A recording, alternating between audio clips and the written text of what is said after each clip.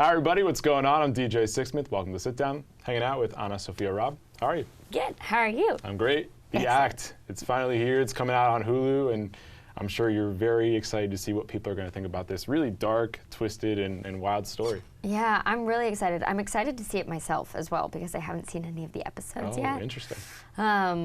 Yeah, and I can't believe we finished filming in February, and now, it was literally like last month. Wow. And so to have something come out that soon, it just feels like it just keeps moving forward. I don't feel like it's really ended. Yeah, and that's pretty interesting because when you do a movie, it can be 6 months to a year before it comes out. Or 2 years. Yeah, and you've like completely put it out of your mind, but this is still really fresh, and it's not a story that you're just leaving behind really quickly, just given all the different implications to it. Right, it really lives on. I mean, and it still lives on because it's based on, I mean, very closely based on a true story, and so these people are, well, some of them are still alive. Right. And in jail as well. And so it's, when I sit down and talk with people, I'm like, I'm speaking about real people and this is their life. And so I think I really am honored to be a part of this show and really respect our showrunners and everyone involved because they respect, I think they have a great deal of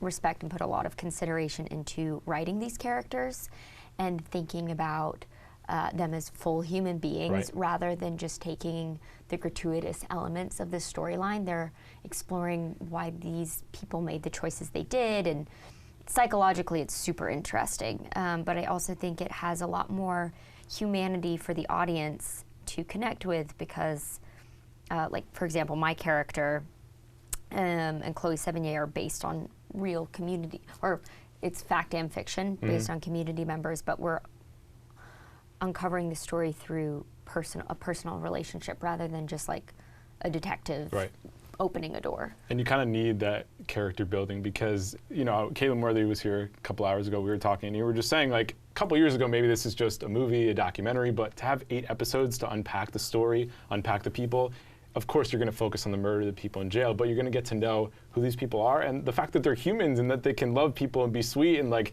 it's crazy to even think like those things are associated with people who kill or, you know, plot to kill somebody. Yeah, I think it really opens up. I love the TV medium and I love this sort of anthology idea that they're doing with The Act because their next season is going to be different characters, like different storyline. But there's time to, like you said, unpack these full-blown human beings and spend time, and I think it gives the audience a chance to really digest what we're talking about, and I think it complicates a lot of the themes. It's about complicated mother-daughter relationship. It's also about sexuality. It's about a girl becoming a young woman. What does that mean? I think it's also about obviously mental illness and people with disabilities and sort of what other people assume about someone in a wheelchair and just writing a young person off. There's so much wrapped up in it. There definitely is. So the criminal justice system. Oh yeah. I mean, that's the underlying theme of all this. Yeah. Yeah. It's really interesting, and you knew nothing about the story prior to it, so you did the whole deep dive into it. So of all those things you just said, what really just struck you right in the gut to say like, wow, this is a whole different level of anything I've ever done? I didn't know this disease existed, Munchausen's by proxy. Yeah. And they also don't know how common it is. They actually think it's way more common. Interesting. Because it's really difficult to diagnose. Yes. So I think that's the weird, I mean, there are a lot of things that strike me with this story, but I think, I hope people are entertained, I hope they're invested, I hope they're like, whoa, but I also hope that they pay a little bit more attention to their neighbors. Yeah. And because you see these people all the time, and you never actually take the time to get to know them or think about what's actually going on in their lives. Yeah. And this story is a great reminder of this person could be living right next door. You see this mother and this daughter, but you actually have no idea what's happening. Yeah, and there were so many opportunities. I think there's so many, when I think about it, I'm like, there's so many opportunities. Gypsy and Dee Dee, they lived there 7 years. I mean, there were so many times, why didn't she just stand up out of her wheelchair? Like, what if someone had come in? There are so many what ifs. Yeah, if somebody had seen her standing, they're thinking, wait, this doesn't make sense. Right? Yeah. She could have gone to therapy. I mean, she doesn't, in the state of Missouri, they don't have any therapy in their criminal justice system. So she's going to be there for 10 years and then, like, what trauma? Right. And that's not necessarily tackling the main issue of mental health with her. And with a lot of other situations, and even in today's day and age, people are talking about their mental health, people with platforms like you have, but even a couple years ago, that wasn't common, you know, especially for men too. So to see athletes and people like that talking about it, it's mind-blowing. It is. So, and for somebody like you that's been in the business for such a long time, like, I'm sure it's cool to see how things have changed from when you were a little girl to now, you know, being a 25-year-old woman, just being able to be honest with everything you're going through, you know? Yeah, it is. I feel really blessed to be living in this time, and that to have just graduated, and then there are so many female directors now and female stories, and there's just a lot more conversation, like you were saying. We had 5 directors on this, and 3 of whom are female. That's awesome. And I was able to shadow our director she directed 1, 2, and 6. And so I spent a lot of time with her and just following her around and watching her create the scenes and work with our cinematographer. And I watched Patricia, because I didn't get to do a lot of scenes with her, so I was just like glued to this. Let me focus on her for as long as I can. What did you pick up from her? I mean, she's just so present. She's in it, and she's just thinking all the time. She never just, nothing's ever, I mean, she makes it look easy, but she's constantly thinking about the timing and the script and what makes sense, and she just, it turns on. You can just see that there's so much presence and thought in her eyes. That's why she's one of the best.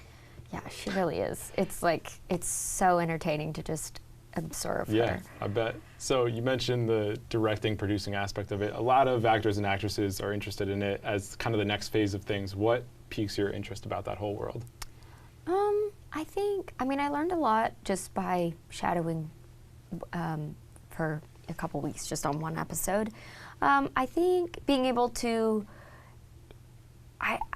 obviously I knew directors have to have a lot of vision, but I didn't think I realized how, like, every detail, it's so, you have to know exactly what you want and then be able to just give an answer, even if you're making it up, and trust the people around you. So I don't think that I want to be there yet. I don't think that there's a story where I'm like, yes, I know this inside and out, and this is exactly how I want everything to be, and I invite other people into this world. Obviously, I want to do that, but I think to start out and then have to go into the editing room, like, I love just diving into my character. I love it so much. And you're still growing. Love acting. Yeah, you're growing in that part of it too. So to think about jumping into something else, that's why people go into it in their 30s, 40s, 50s, once they've been able to go through their whole career. Yeah, and I think, I know that I want to direct, or I want to tackle that. I would love to produce, but when I feel like the people around me can feel 100% safe and confident, I think I've been on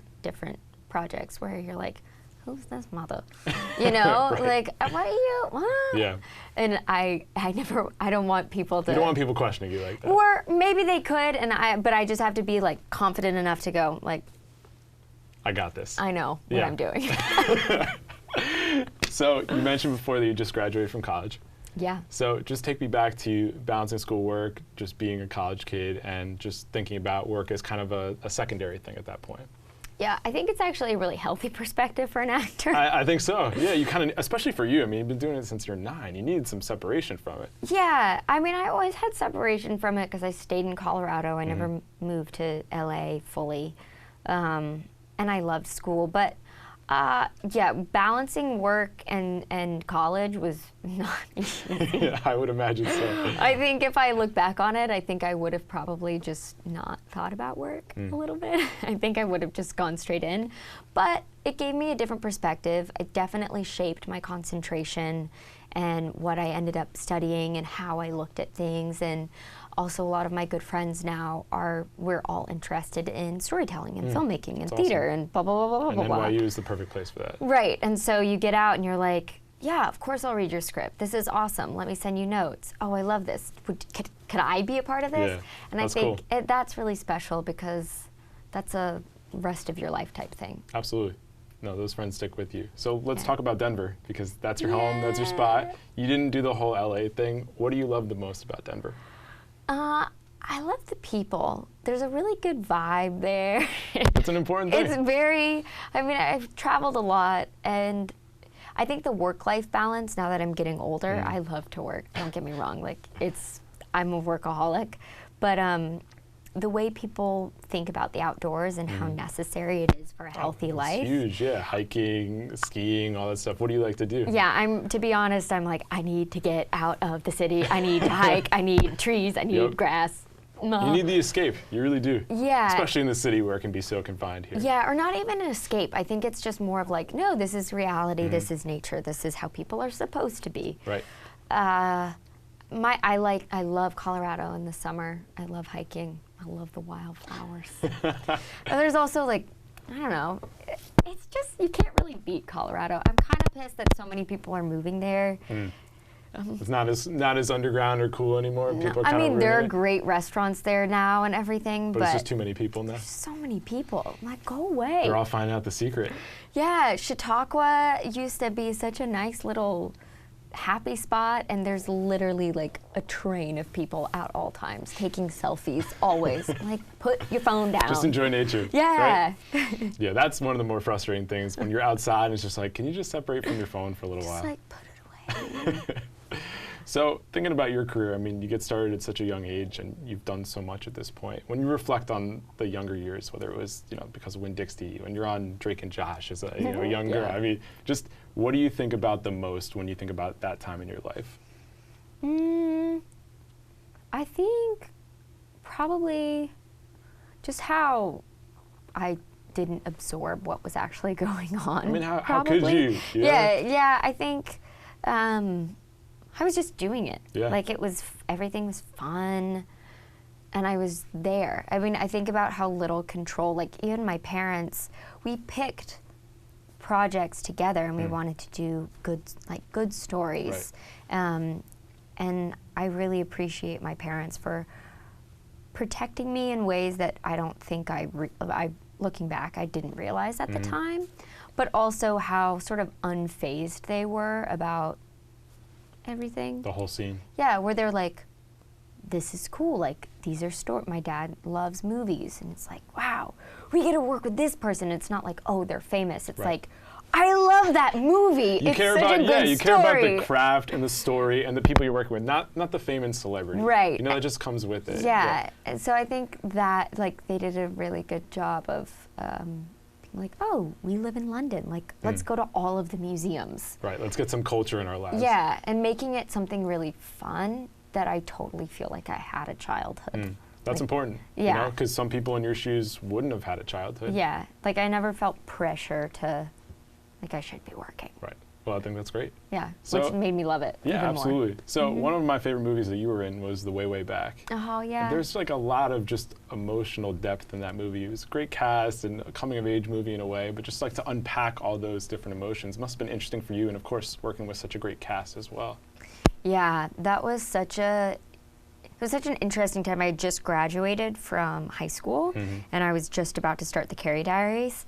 So it was weird how it's sort of like this sort of like unhinged quality, like the sort of weird summer in between vibe was so where I was at. Yeah, that was honestly perfect. And so I look back and I'm like, wow, that really worked, I guess. But it was, yeah. I mean, the actors, talk about observation and just watching them work. Allison Janney is so talented.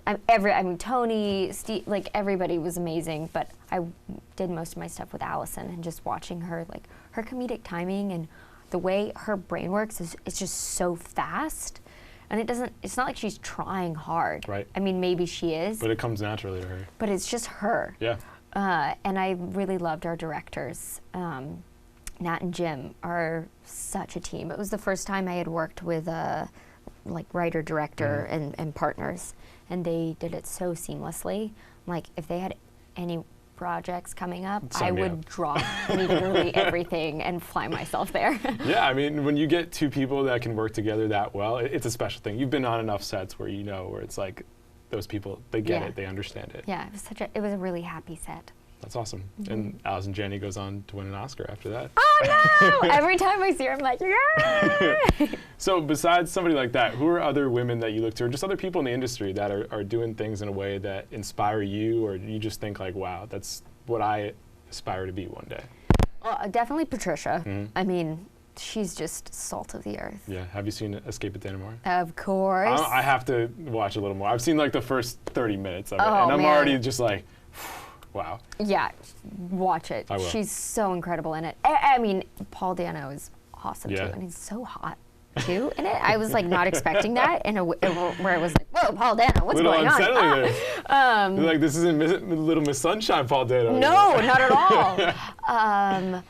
I worked with Susan Sarandon the other day. Oh, yeah? It just like very briefly, and I was just totally like, you're such a badass. She has so much confidence. She's 72. It's crazy. And she looks amazing. But the way that she just sort of ran the set, Yeah. like the way she just comes on and so present in herself and makes other people feel seen, and it's like, I have a lot of respect for women in this industry, especially women who've been doing this for a long time, where they've set a bar and they've set a standard and they've built a culture that's why we're here now. And it's like no complaining, they just like are really strong and confident. Lacing up, let's do this thing. Yeah, you know? yeah, and it's like no BS, and I really respect that. That's awesome. So when people check out the act, there's obviously a lot to think about, but what do you want people to walk away thinking once they watch? I think they just crave complex stories. Yeah, I mean, serial podcasts, you know, like looking back at the O.J. Simpson trial, like all that. We want that revisionist history. S-Town. Yep.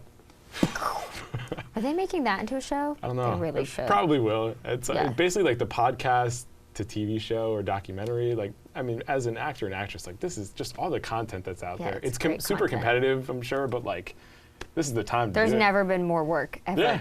No, actually, ever. It's insane. Which is great. So if you want a job, now's the time. Well, AnnaSophia, it's been an absolute pleasure. Yeah, Thank you very nice much for talking with coming. you. Yeah, thanks so much. You guys can catch The Act on Hulu. We'll see you next time here on The Sit Down.